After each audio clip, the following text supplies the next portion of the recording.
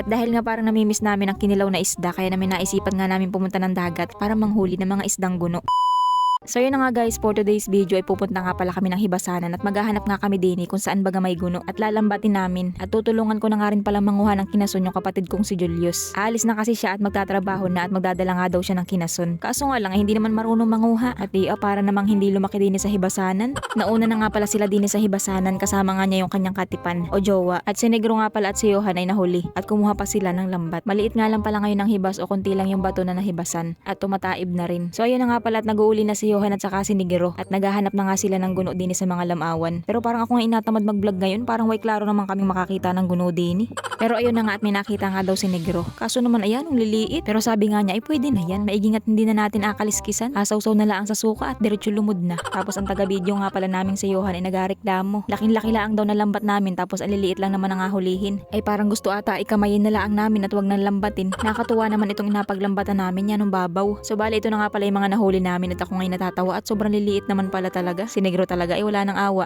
Pinakawalan na nga lang pala namin at maghahanap na lang kami ng iba. Nga pala lagi ako nakakakita ng guno din sa Hibasanan kapag ako'y nangihibasan. Pero ngayon nga ay mukhang wala na naman magpapakita at gawa ng sila ang sadya namin. Nga pala ngayon lang kami manghuhuli ng guno din sa Hibasanan. Dini kasi sa amin ay sa ilog talaga sila nanguhuli ng guno at saka yung lambat na ginagamit nila ay mahaba talaga para walang kawala ang guno. Pero yun naman ay nanguhuli lang sila kapag may nakikita silang maramihan. Banye-banyera ang nakukuha nila sa ilog. At hindi nila yun kinikilaw at binebenta nila yun din sa may mga palaisdaan na may alagang lapo. Pinapambahog sa lapo o pinapakain. Pero kapag nga sila ay nagsasalap ng guno sa ilog, binibigyan nila kami ng pangkilaw. Wala nga pala ngayon sa ilog kaya naman dito nga kami sa Hibasanan naghahanap. At kanina pa nga pala kaming uli ng uli wala man lang kami makita din sa mga lamawan. O wag niyo sabihin paano tayo nasa batuhan ka kaya wala kang makitang guno. Nalibot na po namin yung giliran ng tubig wala po talaga kami nakita. Kaya naman namumulot na nga lang ako ng kinason at ibibigay ko kay Nano. At sabi ko nga pala kay Negro ay bumalik na lang kami maya-maya kapag taib na. At nung nakaraan kasing nag-voice over ako dito ng taib ay marami ako nakita din sa mga ugatan ng pipisik sa giliran. Kaso nga lang ay busy si Negro mamaya at may gagawin siya. May nakita nga pala ako ditong barong at kukunin ko na rin. So yun na nga ang aming vlog ngayon sa panguhuli ng guno ay epic fail. Pang-asar.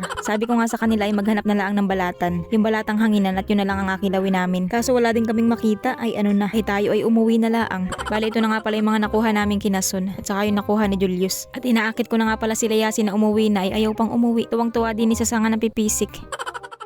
Tumambay muna sila ng ilang oras din sa may puno ng pipisik at umuwi na nga rin pala kami. Sila ang kami sa gayak ay wala namang kami nahuli. Gusto sana nila na magluto kami doon sa may puno ng pipisik. Kaso nga lang wala akong dalang pambuhay ng apoy. Kanin at pangkilaw lang talaga ang dinala ko. Pero yun na nga pagkarating namin sa bahay may dalawang isda kami nakita sa timba. Huli ni Papa sa panisid. Yan lang daw ang nahuli ni Papa. Kaya naman inaisipan nga ni Negro na yan na lang daw ang kilawin. At dahil nga siya ang nakaisip ay di siya ang gumawa. Para kasing wala talaga ako sa mood ngayon mag-vlog. Parang gusto ko lang muna humilata at manood ng K-drama. Sa dami kong plano na gusto kong gawin, inabutan na ako ng tamad. Binabalak ko sanang ayusin yung aking kubo at dadagdagan ko nga ng lagayan ng mga pananim. Tapos balak ko din gumawa ng buhayan, yung pagbubuhayan baga ng mga kinason. Kasi minsan kapag may gusto akong i-content ay hindi ko nga siya nakukuha ng isang kuhaan lang. Nag-iilang araw o minsan ay isang linggo pa ang iniipon bago ko mailuto. Kaya kailangan kong gumawa ng pagbubuhayan at ilalagay ko doon sa ilog. Tapos yung pag-a-affiliate ko napapabayaan ko na rin. YouTube at saka yung TikTok. Ano na tayo niyan? Kaya alam nyo humahanga talaga ako doon sa ibang vlogger na talagang yan ang gagaling kaya nilang pagsabay-sabayin lahat. Samantalang ako ay hindi. Nako, ako'y naririndi kung ano nga unahin. Kaya pasensya na po doon sa ibang message na talagang hindi ko na makalkal. Saka alam nyo parang napapansin ko parang yan ang bilis ng oras ngayon. Ano? Parang kahapon lang ay January 1 ay ngayon ay anong pizza na agad. Naging pizza na pati. So yun na nga tapos na ang ating kinilaw na isda. Wala namang kakaiba sa kinilaw na isda at karaniwan lang naman yan. Kumbaga ay wala lang. Share lang namin. Bakit baga? Tapos ayun na nga at pinatikim lang namin si Julius. Abay dinala na yung mangkok. Abay uto yan ay sa amin. Hindi sa iyo. Balik yan. So yun na nga guys, kain po tayo. O di ba nga naman at nagpakapagod pa kami sa dagat na maghanap ng guno. Meron naman palang makikilaw din sa bahay.